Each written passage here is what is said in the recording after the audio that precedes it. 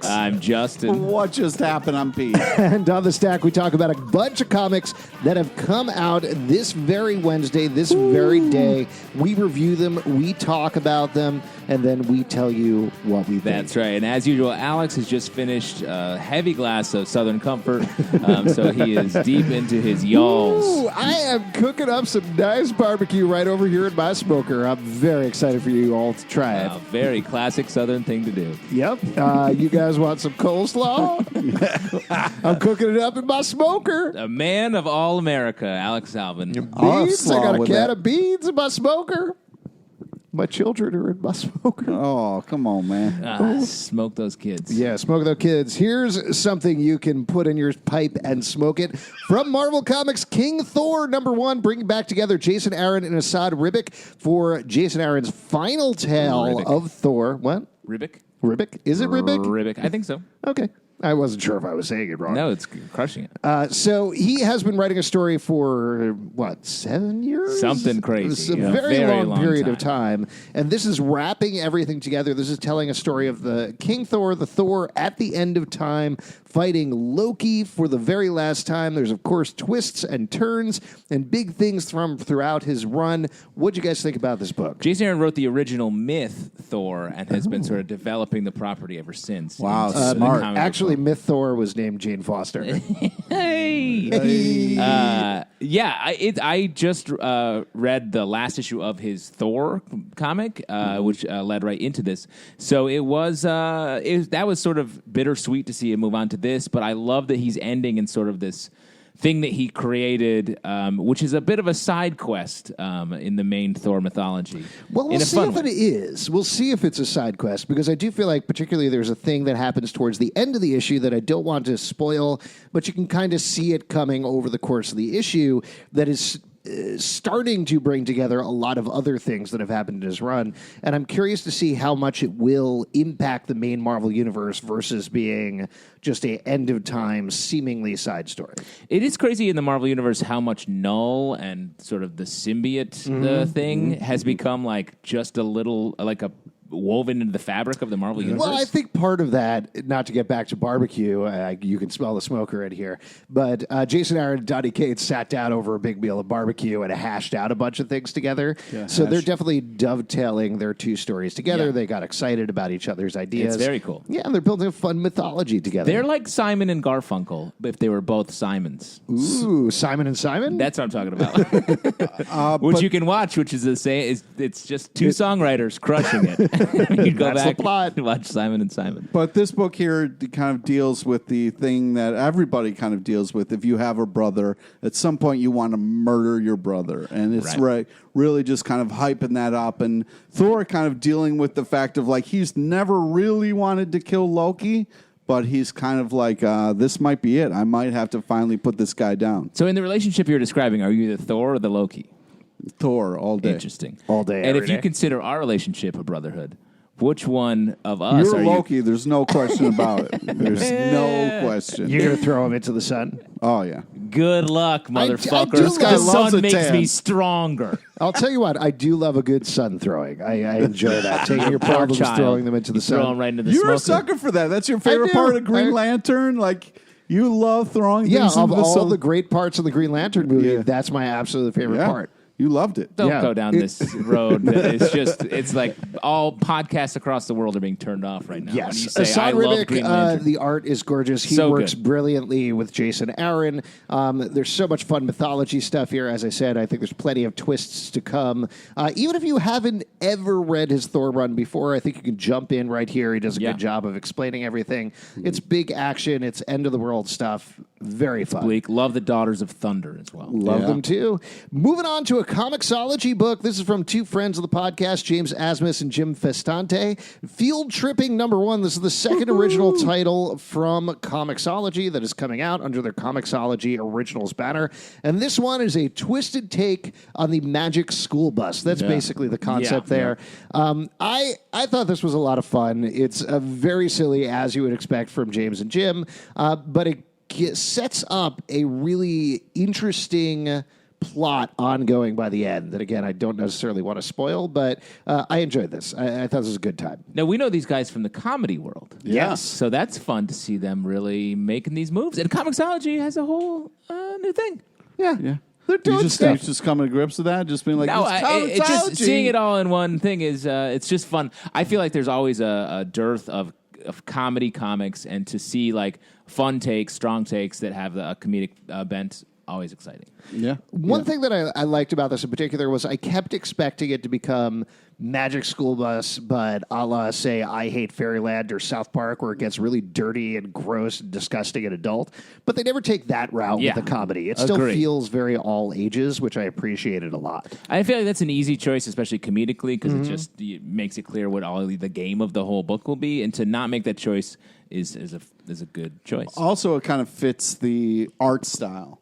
The art style it seems more all ages than, like a dark comedy type of thing. So Well, I'm I glad that think they it's- kept it that way. It's still pretty dark by the end. Like, there's some dark stuff happening there. Sure, but it's not like, Yes, but it's still appropriate for, say, teen readers or something like that. It's not necessarily delving into, like, utter darkness and exploding bodies or anything, at least yet.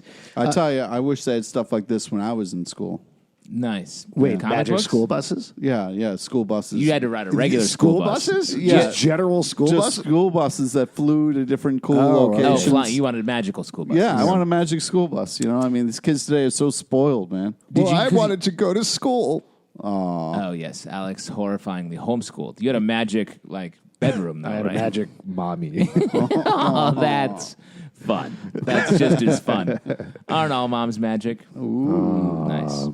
So that's good. Pick that up. Moving on to a DC comic book, Batman number 78. This is Batman and Catwoman's European vacation. man. They're just having a lovely time at the beach, just chilling out with their mustaches. All good stuff.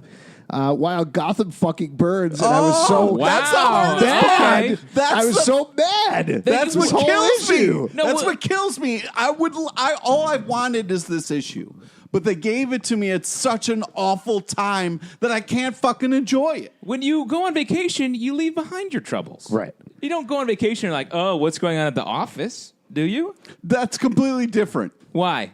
You're the Batman of your office, Pete. There's no doubt about that. You keep your office safe from, misfilings or whatever. Do you think like Bane keeps sending him emails and getting his out of office autoresponder? There's nothing worse than that. Batman. I'm like, what's the deal? When are you coming back to Gotham? This is my third attempt to reach you. Batman's out of the office for the next 6 to 8 days. If you need, This didn't make you mad? If you need to reach anyone, just check into one of the Robins. Maybe reach the Robins. If you haven't been reading the book, Bane has taken over Gotham. The villains are running Gotham. Batman was beaten. His father, Thomas Wayne from an alternate dimension, has taken over as Batman of Gotham City. Batman and Catwoman had a huge breakup back in Batman number 50 that absolutely emotionally destroyed him before he was physically destroyed. Catwoman found him almost dead on a mountain, and she has slowly been nursing him back to health in Paris. Yeah. That's as a one great does. place to nurse. Is it Paris? or it's Magnum just- PI it's on styles. the- I don't know if they're still in Paris, but they were. Okay, but last they're issue. definitely in Europe somewhere. Yeah. So they've been out there while everything's going There are no on in beaches Gotham. in Paris, so they're definitely not there right Yes, now. the thing that frustrated me, and this is, it's expertly drawn by Clayman. So it's beautiful. so well written by Tom King. But from a plot perspective, the fact that they make it clear that Batman's like, ooh, Bane's too strong, he's taken over the city, while they're ordering drinks. I was like, no, I don't care. He Go switched to a Gotham. ginger ale first off. Oh my God. This doesn't frustrate you, Justin? No, because I think he was broken by Bane twice in his life, and he is Maybe he needs- more. Yeah, we don't know. Yeah. Maybe Yeah. they had other confrontations, like Yeah. around the office, perhaps, like we're talking about. Yeah. He can be a real dick with the refrigerator.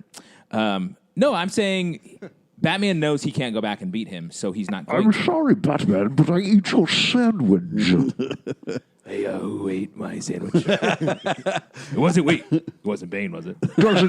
Does it feel like I ate your sandwich? Oh, man. No, but this is so torturous. Tom King is perfectly putting this in the worst spot possible. No, I've wanted this issue forever, and he gave it to me at a time when I can't fucking enjoy it.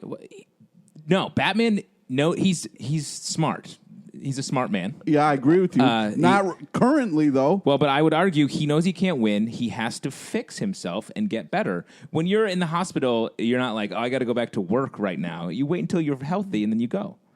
It was the relaxing on the beach and going on dates that bothered me. I know he needs to be emotionally repaired with his relationship with Catwoman. I don't know. Man. I liked it. It was a perfect balance of like sitting on the beach and like relaxing, trying to like recenter, and having these huge, intense conversations about his relationship. Plus, when you have a mustache, nothing matters. Is that true, Pete? You have one of those big mustaches that covers your entire face. Yeah, That's called a beard. Oh, that's a beard. That's the word people have been using. I've been wondering. I didn't know about that. I thought a beard was with bees.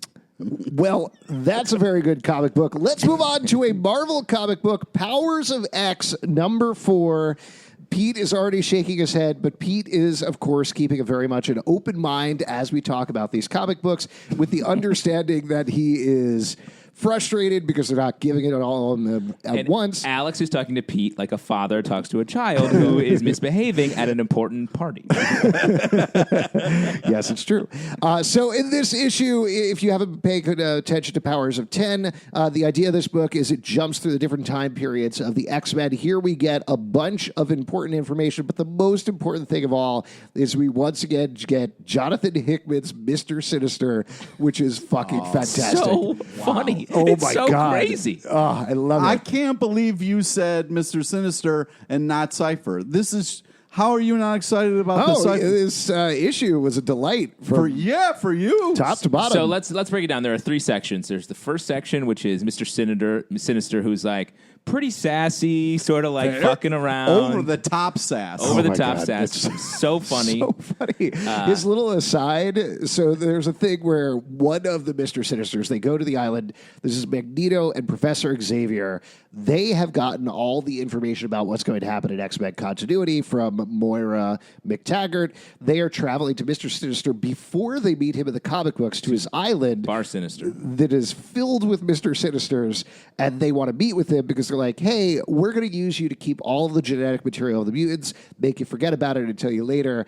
And the Mr. Sinister who's running it is very sassy about a cape. He ends up getting killed by the Mr. Sinister who has mutant DNA, and there's a hilariously drawn aside where Mr. Sinister leads in and is like, you're wondering which one it was who has the mutant DNA? It's me! Yeah.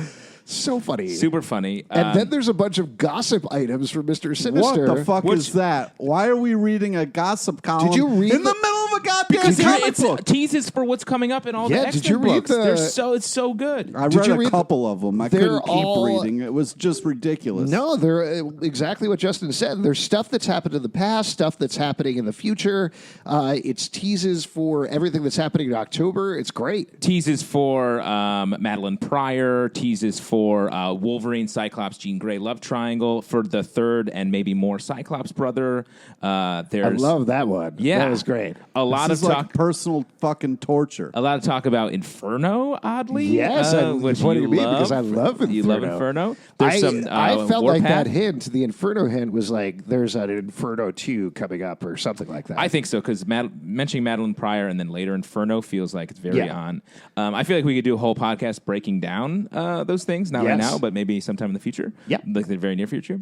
And then so we move into what's the next section is... Professor Xavier Cypher. just drops off a dude for a year. Cypher. Here's a He's bag. cool with it. So there's a lot going on in this section that I Yeah. thought was kind of fascinating. Cypher, we learn how Cypher first communicates with Krakoa, but we also get Krakoa's backstory, which tells us for the first time about, I don't know necessarily if it's an evil Krakoa, but another Krakoa that was split there. I'm going to guess evil. Yeah.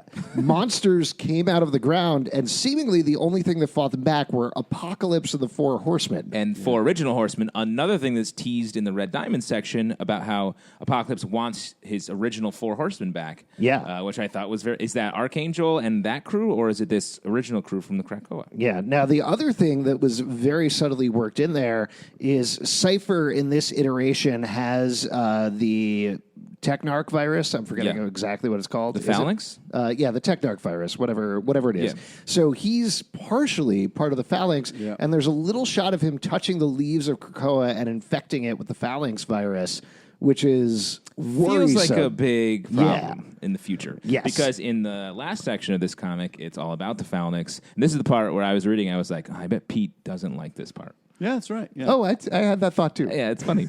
And this is sort of we've had this whole Phalanx Technarch thing that's been running through 100,000 years in the future, or whatever it is. So you're not worried about that. Yeah, You're like, I'm dead. Yeah, so. But it's also like we don't know what's going on or who anybody is. That was definitely the section that was not filling in information so much as continuing information. We get to see this super future society that is trying to join the Phalanx in some way. Phalanx has taken over the entire universe except for Earth, presumably. It seems that way, but we don't know. It also seems like they're trying to put in sort of placeholders for themselves so they can maintain their independence, is my take from it.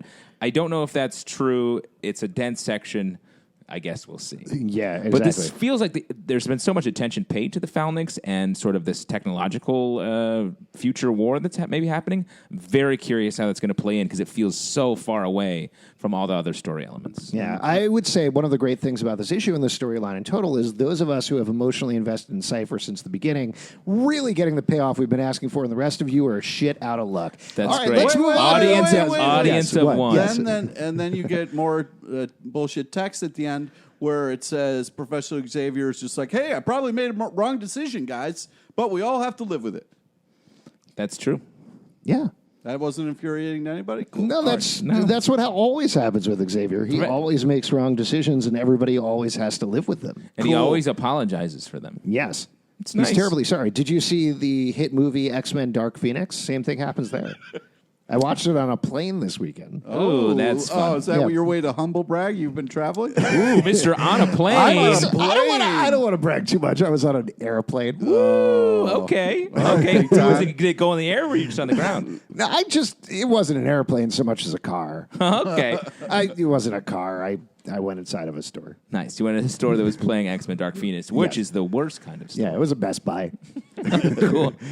Where's Alex? Oh, he's at Best Buy watching a movie. I'll tell you what. I did watch Star Wars Attack of the Clones in a Kmart once. Wow, man. That's a big share, man. A lot of humble brags coming out of Alex. I've been in a Attention Kmart. Kmart shoppers. Disregard the weird man watching a movie.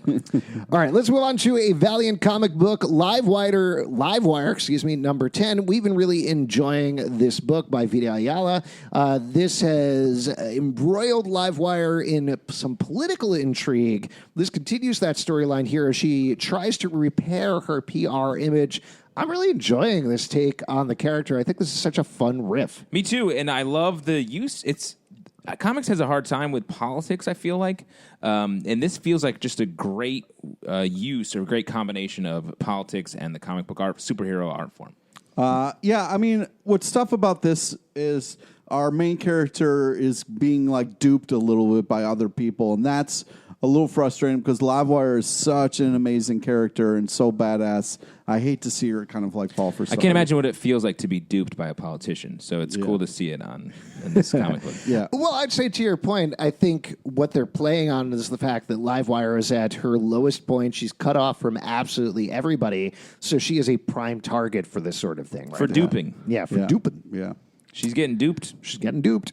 Image Comics Reaver number 3, another title we've been enjoying. This is a hardcore fantasy epic by Justin Jordan.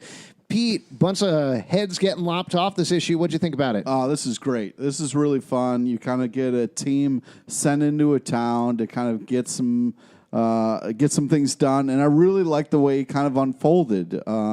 It's just such a creative kind of take on these different characters, and I've really been enjoying each issue. The art's fantastic, really fun storytelling, a ton of action. Yeah, it's fun. I like the way this book is able to break up the different characters and sort of serve each of them differently. I think it's a really well done version of that. There's a great kind of onus on short people being like really powerful and being able to do a lot more than regular sized people. Why do you like that? I just think it's important.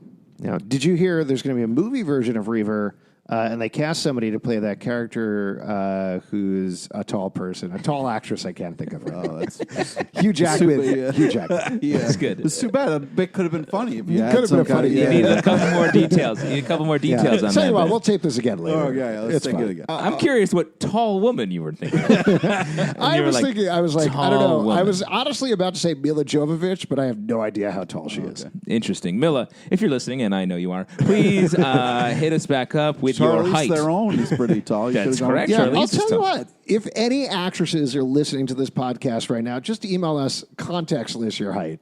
Gina Davis is very tall. Oh, is she? She's cool. Yeah, she's great. Yeah, She was in Globe. Yeah. Oh, man, she was. They cast Gina Davis, Pete.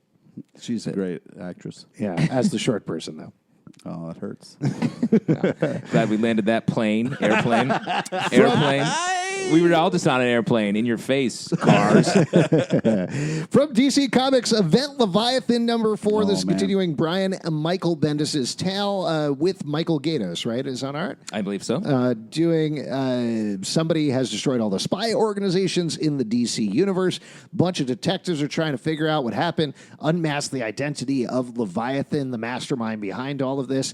In this issue, we get to see Superman go toe-to-toe kind of with Leviathan and get a scant few clues about the being's identity. How are you feeling about the series as we start to wrap it up? I think so. This is the most Bendis series of all time, I feel like.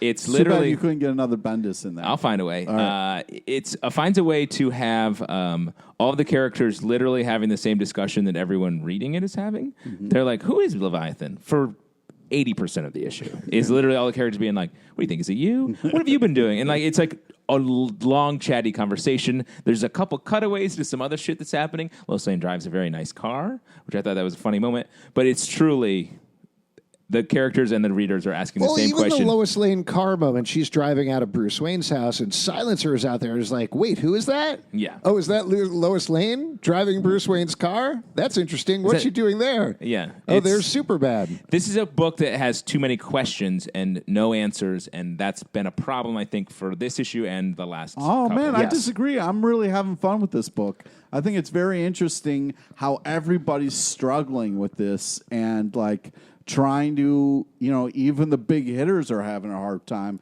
figuring out who this is and what's going on. And it's kind of fun that we're getting this kind of like them trying to figure out conversations as well. And especially around just a stack of cookies, the important... It's part- good. Oh, This is a- now yeah. we get to what you liked Yeah, about the yeah, issue. it's great. You always Alfred. like a good stack of cookies. There's nothing like a stack of cookies. You love a good comic where the butler has really left his mark. Yeah. The cookies are good. The milk's cold. But I do think this is a fun event, the old whodunit, and I think they're doing a good job of steering us in different directions. And I'm excited to see who is revealed So as who is Leviathan? I feel like I ask this question a lot. You are annoyed when I ask. I'm annoyed because they haven't actually given enough. Make a guess. It's fun. That's the whole point of it. If we can't guess it, why are we reading this? I don't know. I still think it's Steve Trevor, just because he's been off screen for a while. Interesting. Yeah. It's not the most it fun. could also be General Lane. That's another one because they point out that it's pretty weird that he was attacked but left alive. It's usually one of the Robins, so I'm going to go with that. Yeah. Damien, that was my guess a few weeks ago. I do feel like it has to be someone in the room. The way this issue is written, it feels like it's Yeah. somebody in the room there. So Damian Wayne was my initial guess. I think he'd be a good pick. Though what I was thinking reading this issue was, what about Green Arrow? Green Arrow? Yeah. Could be. Though, why, though? Well, he has this like sort of anti-corporate, anti-organization in his history. I feel like he could finally have been like, we need to get rid of all these spy organizations and change the And I way mean, I that- guess you could make an argument that I don't remember what continuity this is in, but he's certainly tied to the League of Assassins, which is where Leviathan started. So maybe he had a hostile takeover from Talia al Ghul or something like that. I don't know. Yeah. I think it could be. Yeah, we'll see what happens in 17 issues time. I'm kidding. There's 2 more. Moving on to a Marvel comic book, Star Wars Age of Resistance Supreme Leader Snoke #1. This is by Tom Taylor, who wrote the Poe Dameron one-shot that we really enjoyed a lot. This one is showing Supreme Leader Snoke, who had a very short life in the movie series, training Kylo Ren, taking him back to Dagobah Yeah. to the cave to trade him there. Pete, what'd you think about this issue? Well, I think you guys as parents have really got to look at this and like, this is how you raise a child. Like, the tough love is super important. You take them to a sketchy location, shove them in a cave for a couple days, see who emerges. You know what I mean? Don't need to tell me. My kids have been roasting in that smoker all episode. Slow cooking. Raising a child is really like slow cooking them into adulthood. Wow. Nice job, man. Thank you. Nice job. I'm a parent. Yeah. I've already picked out a couple of sewers and caves to take my kids to and leave them for a bit. Yeah. That's what planning is all about, is planning. Knowing ahead of time. Ooh, wow. Planning is all about planning. Wow, that's super deep. Put that on. Wait, did you just come up with that now? Yeah. I know I actually plan on saying that. Oh, man. I don't know. This is a comic that feels like suffers a little bit from the nature of some of these comics where it's like, hey, these characters, the beginning and end and some of the middle, and we're adding a little section of the middle. And this felt like a story that you could have been like, oh, I bet I could predict how this goes. Yeah, but I also really liked some of the choices that they made in this. Like the fact that like Snoke calls him out for being a little bitch and like hiding behind the fact that like, hey, you can't just wear your Vader mask and hide, You've got to put yourself out there. I thought that was really cool. But I'm also glad we got the cutaway because I couldn't have taken, even though it's a comic book, watching him stab Han and Carrie. Like, I just could not have taken Han and Carrie. I could not have taken it. Interesting split there. Yeah. I call them Harrison and Leia, but I mean, it's interesting you do that.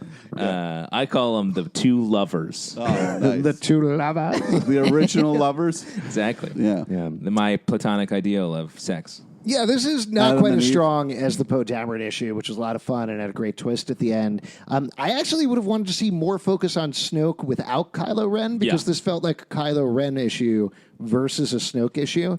And there's so many questions about him and his past. They even talk about them in this issue. I think there's so much more to do with the character. I would like to have seen that versus, to your point, stuff that we probably could have filled in the dots with. Although I really liked the ending. I thought that was really cool. One bit I did like, though, is the story follows in the idea set up in the most recent Star Wars movie of, like, burn the past. Like, we have to move forward, which I prefer that. It's Tom You prefer Taylor's. To burn the past?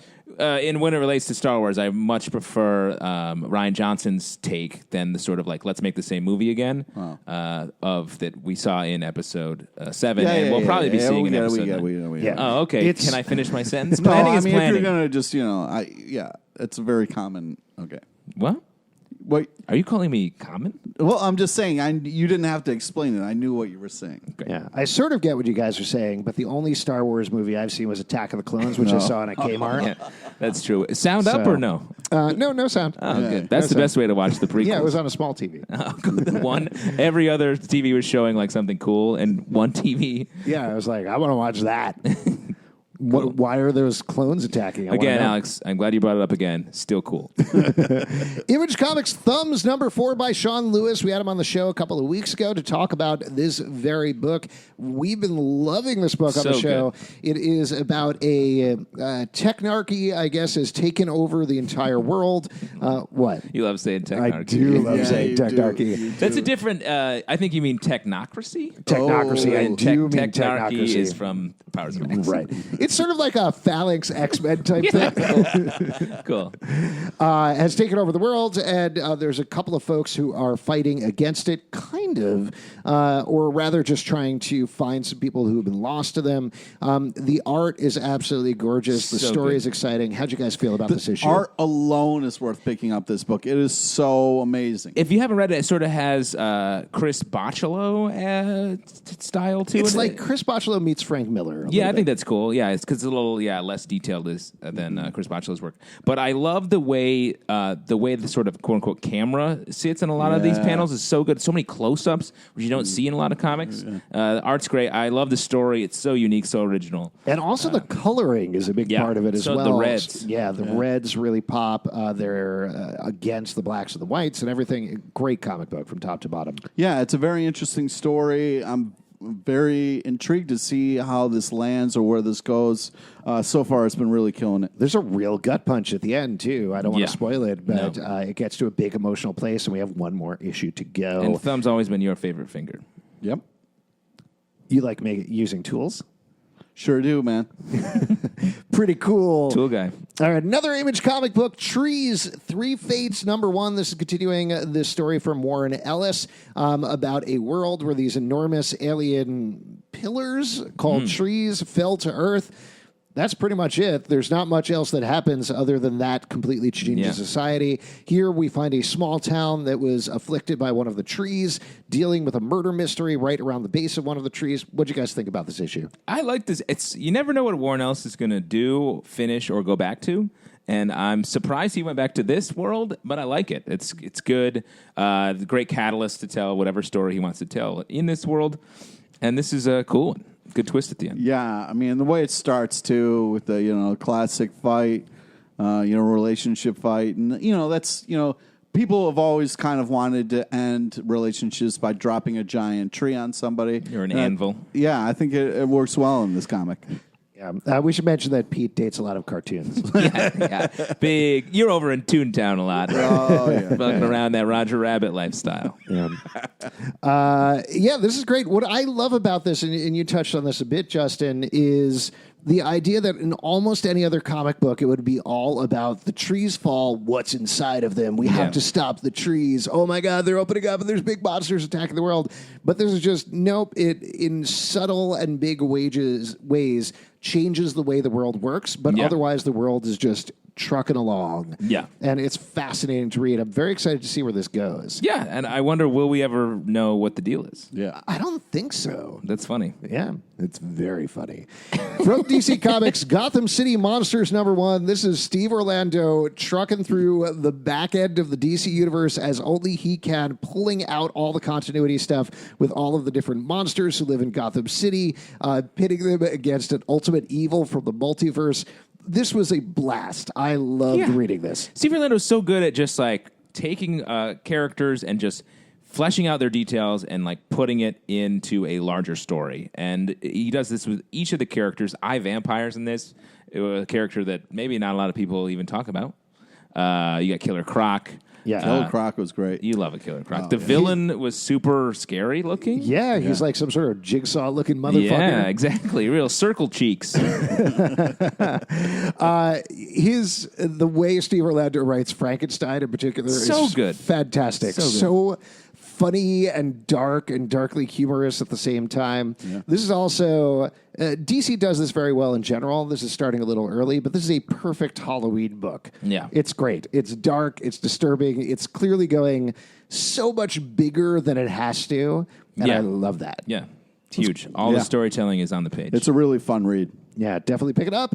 Here's an advance review from Dark Horse Comics coming out September 18th. Steeple #1. The concept of this book is a lady moves to a small town to help out the, what would you call it, diocese, I guess? Yeah, church people. Church people. And she discovers a little more than she bargained for. I didn't know what to expect going into this book. I loved it. I did too. It was so good. Oh, my God. I love how just like basic and fun the premise is, and everything's super grounded, even though it gets pretty wild, the premise. Yeah, and fast, and it's just great. I really thought this reminded me of Bone, the Jeff Smith book that I love so much. Oh, yeah, it has some elements of that in a good way. Yeah, I mean, just the art's fantastic, great storytelling, amazing action. Just does such a great job of immediately sucking you in, getting you on board with what's happening. This was so great. Really creative, really fun. The art reminds me a little bit of Giant Days from Boom Studios. I don't know if I don't think it's the same artist. But, I don't think so. But it's a little bit like that. It's very fun, but at the same time, I think we can mention that there's some supernatural goings on in the town that she ends up having to deal with. Spoilers, it's not really a spoiler. It's right there in the concept. But it expands out from there, and I think the thing that works so well about it is how grounded the characters are. Yeah. They're very straightforward. They're very simple. They're very plain spoken throughout. So it's very low stake, high stakes, everything that's going on, that while you have these characters kind of going about their everyday business, they're still dealing with the end of the world at the same time. And it's very fun. This is the church. This is the steeples. Open the door and see all the readers. Oh, nice. There's your pull quote right there.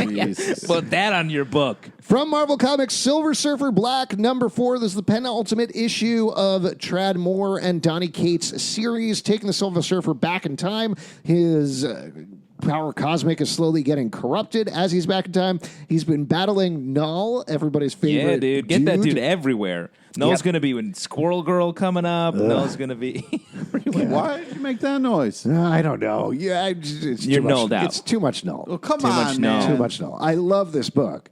It's too much Null. Well, Just you're give them to ridiculous. me in like little pieces, like dole them out a little bit. No, you know, man. not all at once. Sorry, Null's... I feel like that gif of Homer Simpson getting the donut stuffed in his face over and over in hell, except with Null. I feel nice. like I Where just I'm like, want. Alex- yeah, I love this, but stop stuffing it in my face. Again, Alex is very cool. He speaks in gifts. I just want to be this gif that is Homer backing up into that bush and disappearing when Nice. you talk. So Which Homer Simpson gif would you Yeah. like to be, Justin? I want to be a real boy, not a little repeated gif. Oh, man. Guys, you got to break out of your shell. Nope, never.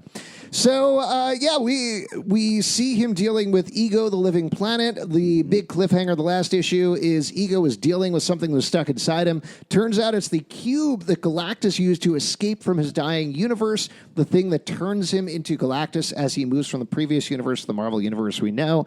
And Silver Surfer has to weigh a choice. Does he kill Galactus when he's still Gallon, still relatively human, Just a regular astronaut. regular dude in a cube before he becomes Galactus, or does he let the universe continue on its path? We get some guest stars again on this issue, a lot of moralizing.